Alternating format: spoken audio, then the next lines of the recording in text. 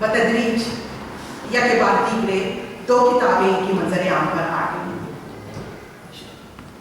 पहली किताब इनकी शाम ढले और दूसरी ख्वाब जिंदगी।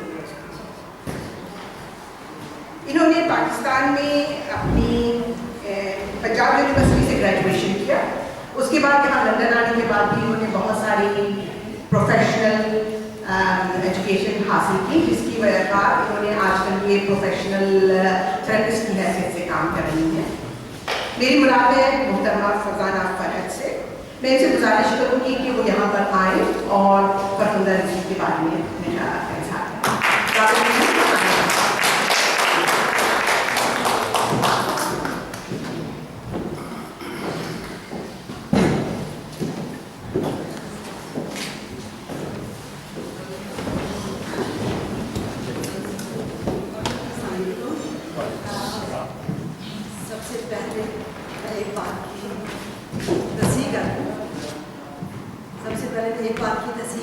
मेरी जो पहली किताब है उसका नाम बदलती शाम के साए और दूसरी का नाम ख्वाब जिंदगी। तो ये है कि अपनी गौर से फरखुंदा रिजवी बहुत खूबसूरत दोस्त के लिए कुछ शेर पेश करना चाहूँगी कि मेरी दुआएं हैं तुझको हजार फरखंदा, मेरी दुआएं हैं तुझको हजार फरखंदा, वो तुझ पे उसके करम बेशुमार फरखंदा, तेरे लिए हैं ये लफ्ज़ों के हाथ फरखंदा, कि तेरी ज़ात है बागो बहार फरखंदा। ज़माने भर की तेरी ज़ात को मेरे फरहत, कि तू न हो कभी गम का शिकार फरखंदा। तो शादमानी का पैकेट, बागो बहार शख्सियत की मालिक, हंसती मुस्कुराती फरखुंदा रिजवी से मिलकर फरहत का एहसास होता है। अगर कोई उदास हो तो उसके शौक और चंचल मिजाज के सामने मुस्कुराने पर मजबूर हो जाता है।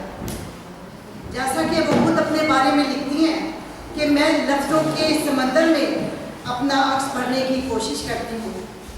यानी फरखुंदा की कलम से कभी शायरी की शक्ल में, कभी अफसाने की शक्ल में, कभी कहानी की शक्ल में और कभी कलम निगारी की शक्ल में रंग बिरंगी तकनीकात वजूद में आती है।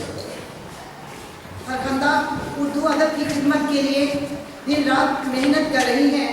इसका जीता जागता सबूत ये है कि जब भी कोई तख्लीक़कार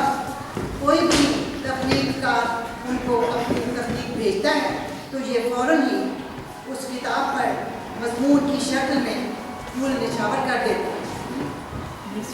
मेरी किताब ख्वाब जिंदगी पर भी उन्होंने फ़ौरन ही मज़मून लिखकर भेज दिया। फरखुंदा से पहली मुलाकात में ही उनकी शख्सियत के कई और पहलू भी मेरे सामने आए कि माशाअल्लाह उनका हल्का अहबाब काफ़ी वसीह है, जो फ़ोन और इंटरनेट पर फरखुंदा जी को रात दिन मसरूफ़ रहता है।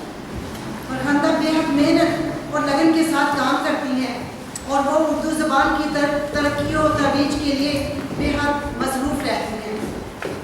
फरखुंदा की मोहब्बत का सबसे बड़ा सबूत यही है कि मैं लंदन की शायरी की एक ऐसी महफिल को छोड़कर लंबा सफ़र करके यहाँ आई हूँ, जो हमेशा मुझे बेहद पजीराई देते हैं और जिन्होंने मुझे कई बार पैगाम भेजे, लेकिन मुझे माजरत करना पड़ी। फरखुंदा की किताब कलम खंदा के बारे में उनकी शख्सियत और फ़न के हवाले से अहले कलम के तासरात पढ़ने को मिले। फरखुंदा के बारे में नामवर छोरा और उदबा ने बहुत अच्छी बातें लिखी हैं, जिससे फरखुंदा की मकबूलियत का पता चलता है। किताब के आखिरी हिस्से में फरखुंदा के लंदन से लेकर सियालकोट के सफ़र की दास्तान है। उनके सफ़रनामे को पढ़कर फरखुंदा की अपने वतन से शदीद मोहब्बत का अंदाज़ा होता है। अपनी मिट्टी की खुशबू फरखुंदा के वजूद में रची हुई है। यूरोप में कई बरस गुजारने के बावजूद ان کا خیال اپنے آبائی شہر سیالکوٹ کی گلیوں اور مکانوں کے گرد گھومتا رہتا ہے، جہاں ان کے بچپن اور نوجوانی کی یادیں محفوظ ہیں۔ وہی حسین یادیں فرخندہ کا سرمایہ حیات ہے۔ وہ اپنے ان گھروندوں کو اپنی یادوں میں ہمیشہ زندہ رکھتی ہیں کہ جو کبھی انہوں نے ننھے منھے ہاتھوں سے بنائے تھے۔ پھر اپنے وطن کے شہروں، بازاروں اور میلوں کی رونقیں، گاؤں کے کھیت اور کھلیان، سرسبز باغات، اپنی دھرتی کے فلک بوس پہاڑ اور مساجد کے بلند و بالا مینار، وہ اپنے وطن کی خاک چومتی کہاں سے کہاں نکل جاتی ہیں۔ اسلام آباد کی صاف و شفاف سڑکیں، لاہور کے رونق افروز نظارے اور پھر مقبروں کی خاک میں گہری اور پرسکون نیند سوئے ہوئے عزیز و اقارب کو بھی کبھی نہیں بھولتے۔ ان کو سلام پیش کرنے، ان کے حضور حاضری دینے اور عقیدت کے پھول نچھاور کرنے بھی ضرور جاتے ہیں۔ فرخندہ گاؤں کی سادہ لوگ زندگی میں بھی خاص لطف محسوس کرتی ہیں۔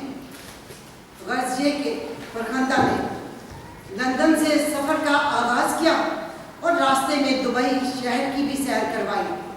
وہاں کے چھوٹے بڑے گھروں سے لے کر صحراؤں اور ریگستانوں کے مناظر کا بھی اس کتاب میں بخوبی ذکر کیا گیا ہے۔